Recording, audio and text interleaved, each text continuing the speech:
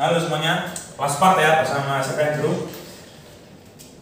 Setelah tadi bahas mujizat Tuhan yang terjadi dalam hidup Andrew di IELTS ya, kita kembali cerita ke Andrew setelah pulang dari Australia ke Indonesia. Apa yang motivasi bikin Stasia? Motivasi apa pertama? Awalnya masih pride ya, kayak kebanggaanku kan aku jadi di restoran fine dining, aku pernah dapat award, aku pernah maksudnya track recordku semua kan bagus maksudnya. Masa pulang mau bikin ayam geprek kan nggak mungkin. Ya udah akhirnya kita bikin stagiair lah. Stagiair kita bikin tahun berapa ini? 2019. Dan puji Tuhannya memang nggak jalan. betul, nggak jalan. Maksudnya pas pandemi ya? Enggak, belum, 2019 belum pandemi. Oh belum ya, belum 2020. Ya 2019, ya 2019 akhir itu. Ya 2019 tuh nggak jalan. Terus ya itu aku coba cari inspirasi lain, akhirnya bikin Rice Bowl. Lumayan jalan lah, tapi hatiku nggak tenang gitu loh. Nah, selama itu ini berarti vakum gitu? Vakum, nggak jalan kok. Mau gimana? Kan market Malang belum ready waktu itu.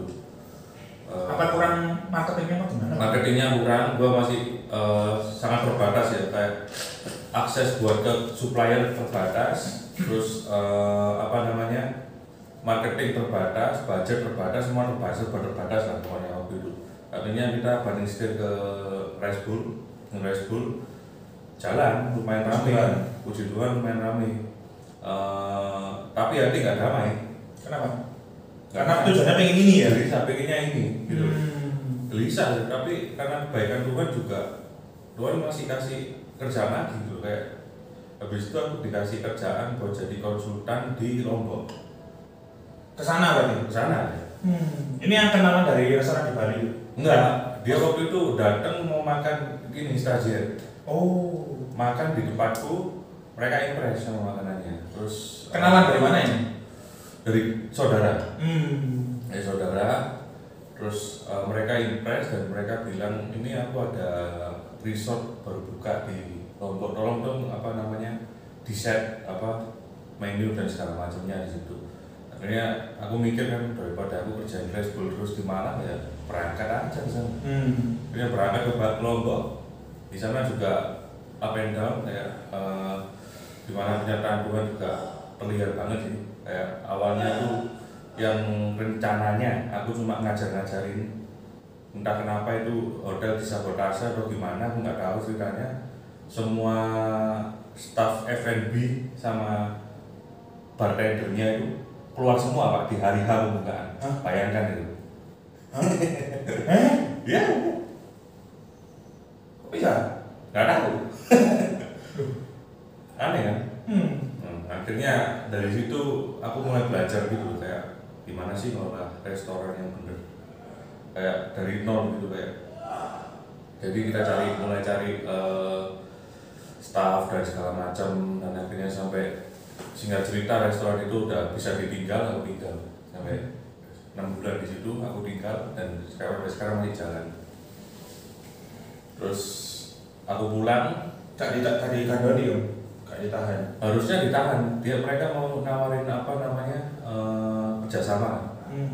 Tapi nggak mau kan, itu pulau kecil dan gimana ya, di pulau kecil kan nolak gitu. Akhirnya aku pulang. Dari situlah mulai krisis dalam diriku terjadi sih. Dan ditepati dengan pandemi itu, dimana semua jalanku ketutup semua ya waktu itu. Kayak nggak ada kerjaan sama sekali, terus bingung mau ngapain, los lah waktu itu, kayak orang linglung gitu, kayak bingung. Setelah itu, apa yang bikin ini bangkit lagi? Kembali lagi ke kedaulatan Tuhan. Soalnya gini loh, dalam proses aku ini setahun itu nggak ada kerjaan Pak. Nganggur, nggak bisa balik sekolah lagi Pak?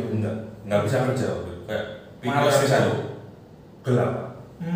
Namanya orang depresi, kalau belum pernah ngerasain depresi itu kayak lo mau maju, lo mau mundur, lo mau ke kanan, lo mau ke kiri, itu salah semua. Kayak nggak ada jalan. Disitulah gue mulai merenungkan kebaikan Tuhan sih. Kayak ternyata setelah aku renungkan selama ini, apa yang tak bangga-banggain ini kan selama ini kan ini apa kerjaan. Hampir semua cowok sih, apa pride-nya dia kan job kan pasti, dari job. Dan setelah aku renungkan dan aku belajar firman Tuhan, aku mulai ikut kelas teologi segala macam, aku mulai lihat akarnya ini sebenarnya dosa dan gue ini memberhalakan kerjaan gue gitu. Padahal ini cuma titipan Tuhan sebenarnya, tapi gue berhalain, gue jadiin yang utama. Gue korbanin di Australia, nggak pernah ke gereja, nggak pernah berdoa ke Tuhan, meskipun aku kerasa ditolong Tuhan, tapi nggak pernah berdoa. Dari situlah aku mulai merenungkan itu semua, gitu. Selama setahun penuh. Dan dari situ aku mulai diubahin, hatiku diubahin, cara pandangku akan dunia ini diubahin, semua diubahin. Dan akhirnya apa? Secara nggak sadar, percaya nggak percaya sih, lu mau percaya apa nggak percaya, stagiair juga bukan karena kepintaranku bisa jalan sekarang, juga karena Tuhan juga gitu. Kayak tiba-tiba out of nowhere, tiba-tiba ada orang dekat, aku mau makan dong, padahal nggak pernah promosi. Jelas gak kenal ini? Kenal, tapi aku kenal orangnya. Oh, nggak promosi. Aku nggak promosi dan orang itu tahu kalau stagiair ini nggak jalan dan tiba-tiba dia bilang, aku mau makan dong, orang ber-8 gitu. Terus aku kayak dengan hatiku yang udah beres, maksudnya kayak udah nggak ada pride gitu loh.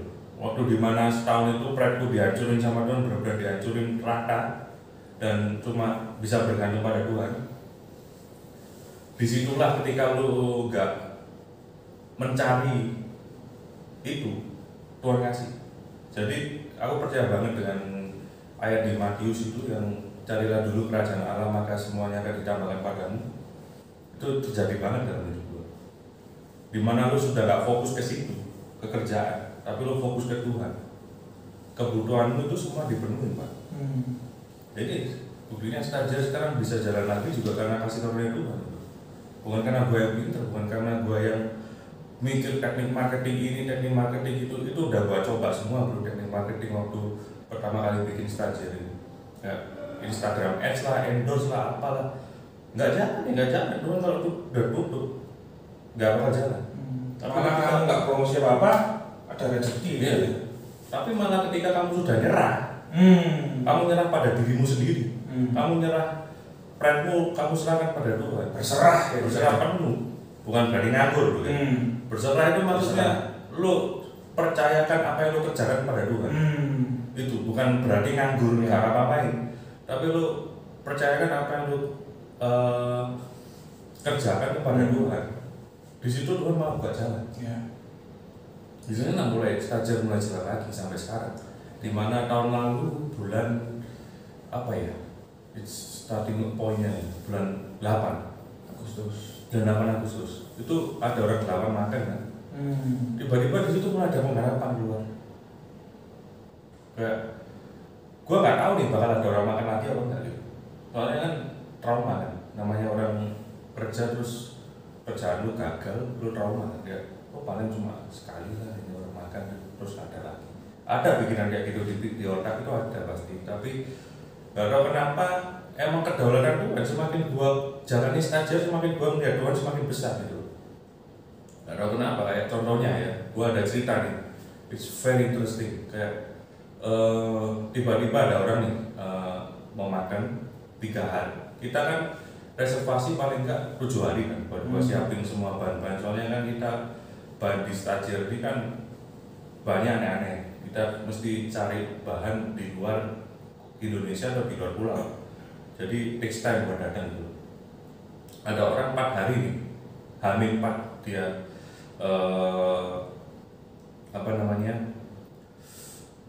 reservasi. Tapi di dalam hati gua kayak waduh H-4 nurun deh. Tapi ada strong kayak dalam hati gua ada dorongan kuat untuk mengiyakan itu. Jadi aku iyakan, aku sambungkan. Waktu itu aku ada order ikan namanya Red Emperor, Pak. Red Emperor dan apa di bahasa Indonesia? Kakap gajah. Nggak ada kalau di Indonesia, pasti di Australia. Nanti harus impor nih? Impor, barang impor. Biasanya itu gua pesen hari ini langsung dikirim biasanya. Dari mana Australia? Enggak, waktu ini ada suppliernya udah ada di Jakarta. Biasanya aku pesen hari ini dia langsung kirim biasanya. Tapi nggak tahu kenapa, karena aku udah percaya sama dia kan. Karena itu waktu itu kan mepet banget, jadi aku udah nggak ngurusin satu doang, gua order bareng sama sambil prep masak segala macem. Terus malam-malam kan tak cek, udah dikirim belum? Besok Pak baru dikirim. Duh, mati kok. Itu kan udah hamil 3. Kan paling enggak pakai paksel pun itu kan sampainya besok tapi malam banget kan. Iya. Biasanya gitu kan. Waduh ini nuntut apa enggak ini dikirim besok. Aku sampai marah-marah kok kan sama lu, kok gak dikirim ke biasanya selalu on on time gitu. Baru dikirim lagi gitu kan. Ini kembali lagi itu kan lagi nguji aku kayak kesabaranku diuji, terus aku percaya nggak sama Tuhan gitu. Dan akhirnya hari H itu nggak tahu kenapa hati damai banget sih, kayak hatiku damai. Maksudnya kayak ada yang comforting gitu, udah lah gonna be okay gitu. Tapi aku namanya manusia ya, kayak waduh gila, misalnya barangnya nggak datang lah, nggak orang main kursi gitu loh. Itu masalahnya kan makanan utama, main kursi. Baru main kursi apa gitu loh. Akhirnya waktu orangnya datang jam 7, aku jam 6 kan masih prepare. Terus waduh, aku kayak kok belum datang jam 6 apa, waduh ikan nih belum datang. Akhirnya aku lari beli sniper di mana, dia ada di sini supplier. Beli sniper sakono ini wis opo sakono iki rada elek tapi Pak Bar gak apa-apa aja kowe saking desperate lek misalnya gak ada ikan ya siku sih tak sepi opo tapi itu mempertahankan reputasi. Tahu nggak? Terus nggak tahu kenapa itu juga kedaulatan Tuhan juga. Datang Mas? Enggak, belum. Tetap nggak datang. Orangnya datang loh, orangnya datang tapi nggak tahu apa mereka ini mana nih luang apa. Biasanya aku sistemnya gini, aku keluarin kos 1 ya, begitu keluar aku langsung masak kos 2. Langsung masak, jadi biasanya coba pecah. Jadi kok dia makan aku masak, dia mari makan aku semari masak. Tapi sini ini enggak. Dia kok lambat. Nah, aku sampai selesai kos 2 dia belum selesai makan. Terus akhirnya mulai kos 1, kos 2, kos 3, kos 4 keluar. Tapi hati damai pun. Kadang kok damai gitu, kok tenang gitu. Meskipun belum datang ini. Kos 4 keluar, begitu kos 4 keluar aku mau masak ikan. Ini mau tak masak ikan yang aku beli. Sniper itu. Orang datang Pak. Yang dari Jakarta ya? Dari Jakarta. Pas waktu keburu bersihin dan lain-lain. Enggak harus bersih. Oh sudah bersih. Udah bersih. Aku pesannya masih bersih. Dan akhirnya aku flashback lagi. Wah ini aja nih apa penyertaan Tuhan gitu. Kayak melihat tiap kali servis itu aku pasti melihat penyertaan tangan Tuhan di dalam servis. Luar biasa. Jadi aku nggak bisa ngomong ini karena pinteranku, bukan karena skillku juga. Skill mungkin ngaruh. Tapi jangan lupa, aku bisa belajar skill itu juga Tuhan yang buka jalan. Gitu. Aku belajar di Australia pun juga Tuhan yang buka jalan. Aku bisa ketemu sama Chef Juliana Randevon pun juga, aku ya itu Tuhan juga. Sampai diajarin segala macam. Dan akhirnya ini jadilah stajir ini. Luar biasa. Setelah ini aku mau tanya, kedepannya mau dijadikan apa ya? Tetap fine dining atau restoran? Aku masih belum tahu sih. Aku ini masih ngeflow sih, by flow. Aku lihat lagi ke depan, soalnya kita lihat Malang ini sudah bukan kota biasa. Soalnya udah jadi tempat wisata orang luar kota. Jadi marketnya semakin besar. Marketnya makin besar dan ini potensinya juga besar di kemudian hari itu. Aku nggak tahu gimana caranya, tapi aku percaya sih. Ya kita lihat lah. Apa ada tawaran misalkan ya? Aku sebagai customer fine dining tapi di rumahku. Ada nggak? Sekarang masih belum bisa. Kamunya sendiri. Akunya. Kenapa? Oh anunya, equipmentnya ya. Aku belum punya, aku juga belum punya. Selama ini kan aku masih single factor sama teman saya. Kedepannya mungkin bisa ya? Kedepannya mungkin bisa. Kalau sudah mulai rame, budget sudah mulai kekumpul, kita mulai beli equipment segala macam. Ya kita lihat ya. Kayaknya itu jadi pulang juga ya, belum ada vending misalnya bisa kelilingan lah ya. Udah ada. Ada ya? Ada. Oh ada ya? Kayak Dragon King itu udah mulai. Oh iya. Dragon King ya. Terus Negeri Kita, tapi bukan fine dining dia, yang dimasakin gitu ya? Ya, makanan biasa kayak Negeri Kita kan juga bikin grill barbecue di rumah orang gitu. Kalau itu simpel sih ya. Kalau yang fine dining belum. Nah ini belum.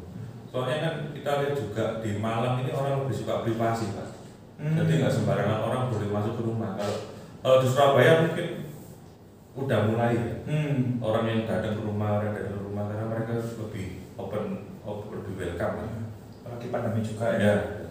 Oke.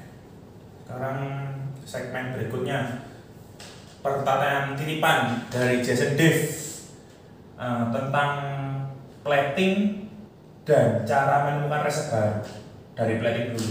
Bagaimana Chef Andrew, apakah punya teknik tersendiri untuk plating atau berdasarkan textbook? Kalau plating itu atau ada mannernya plating itu seni ya kalau. Oh seni ya? Art ya? Dari seno patennya gimana nggak ada sih. Cuma kalau kamu punya jiwa seni pasti bisa. Tapi nggak tiba-tiba bisa juga, kan juga praktis kan. Kayak contohnya kalau lu gimana cara bikin ini simetris, terus potongannya mau gimana, terus yang lainnya mau bentuk apa, itu kan seni bener, nggak ada ilmunya. Cuma ya gitu. Tapi yang paling penting sih gimana caranya lu buat makanan itu terlihat bagus dan enak dimakan. Kalau misalnya lu bisa plating bagus tapi makanan lu nggak nyambung semua ya sama aja bohong gitu kan. Banyak yang gitu.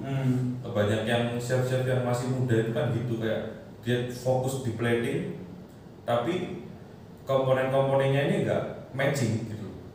Misalnya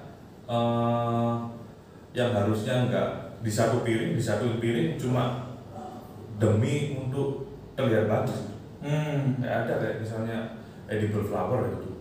Edible flower kan flavornya beda-beda.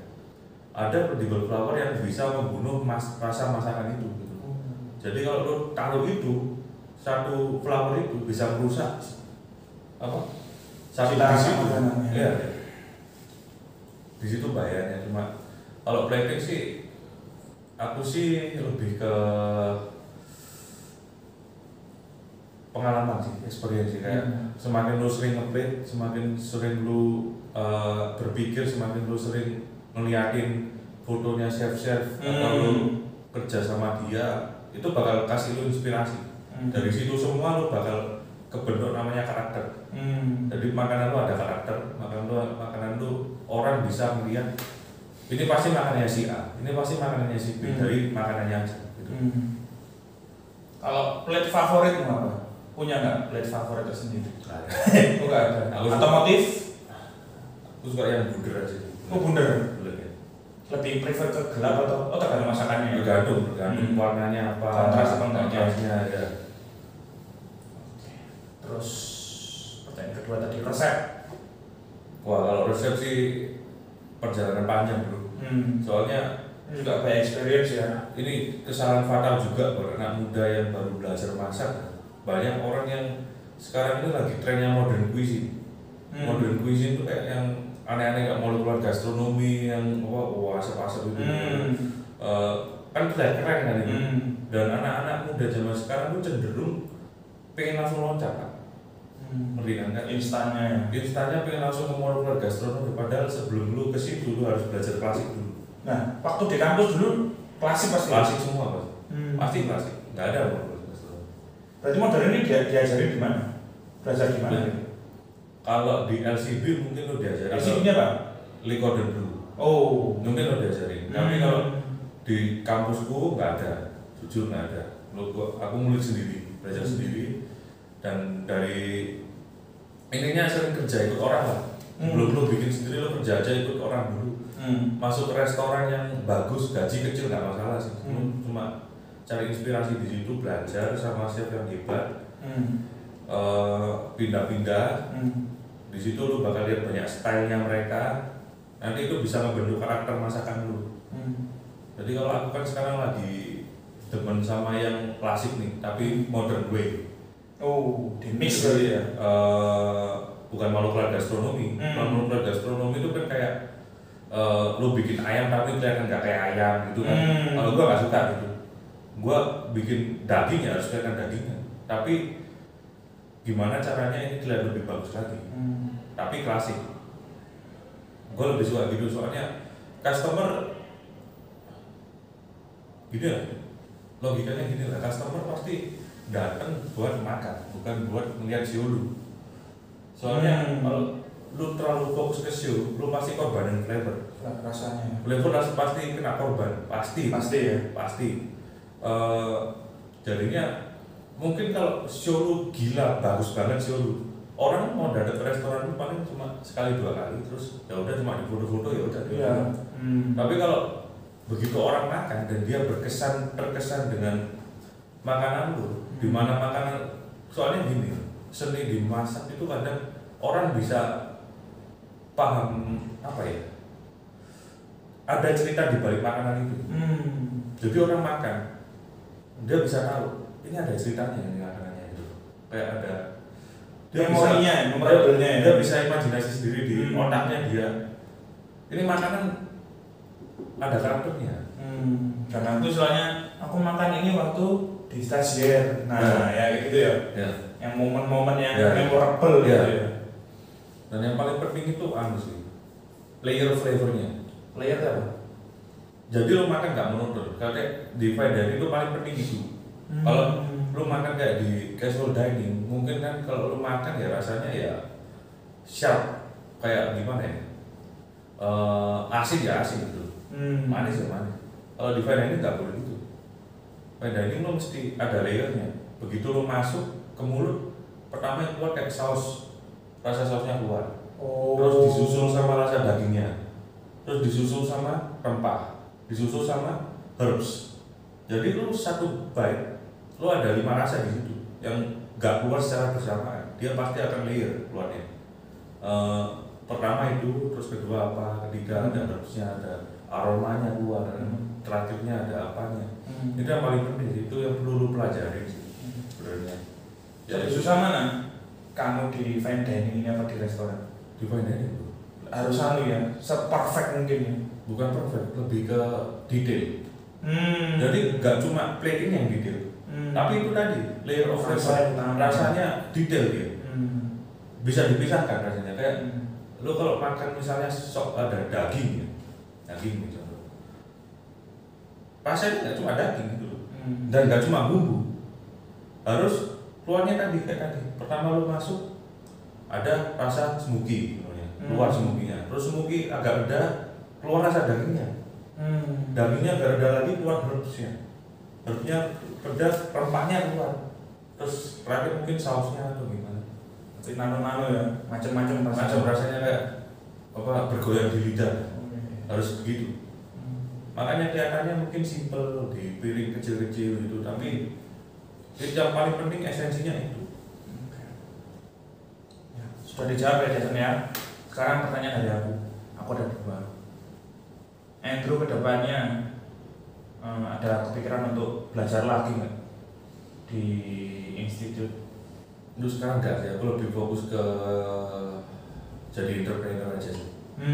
Ngembangin ini lagi ya. Soalnya dengan stager ini aku bisa explore banyak. Kayak apa yang nggak bisa tak lakuin aku kerja ikut orang, aku bisa lakuin di sini. Kayak misalnya contohnya kalau kamu kerja ikut orang kan, kamu mesti ngelakuin apa yang dia suruh. Kalau lu bikin di sini dengan, tapi lu harus punya ilmu dulu ya sebelum lu misalnya bikin tempat makan. Lo bisa ekspor lebih lagi gitu. Jadi apa yang sebelumnya itu boundary buat lo, limit, lo bisa break the limit.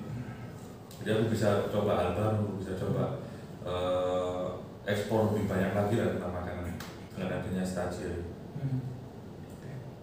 Sama pertanyaan terakhir, ada nggak kepikiran itu join kompetisi Indonesia? Master Chef?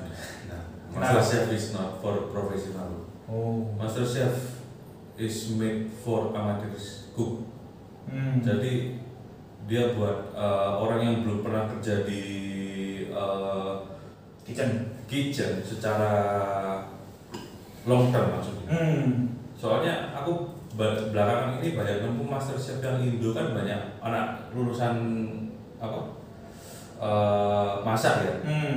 Jadi bedain loh intern sama orang yang sudah pernah kerja di kitchen. It's different, totally different. Intern is intern, but if you are working in the kitchen, that means you're a chef, and you cannot join the Master Chef. Kalau lu masih intern mungkin bisa masuk, karena gue lihat belakangan ini banyak yang anak-anak lulusan luar negeri ikut Master Chef gitu. Bukannya gue ngerendahin, tapi it's a good show, tapi buat it's good for your stepping stone. Maksudnya lu bisa jadi terkenal ya, lu bisa punya nama dari situ. Tapi kalau aku sendiri sih, I'm content with myself, kayak I don't seek any approval anymore. Aku sudah di fase dimana aku nggak mencari pengakuan orang lain. Aku juga di fase dimana identitasku sudah benar-benar cukup di dalam Kristus gitu. Di dalam Tuhan aku udah more than enough gitu. Jadi ya just do this, just do the stagiaire, and lebih baik slowly but sure daripada gua langsung boom ikut kompetisi and then I'm famous tapi cuma short term. It's better if you build your reputation slowly but it's for a long term. For me like that.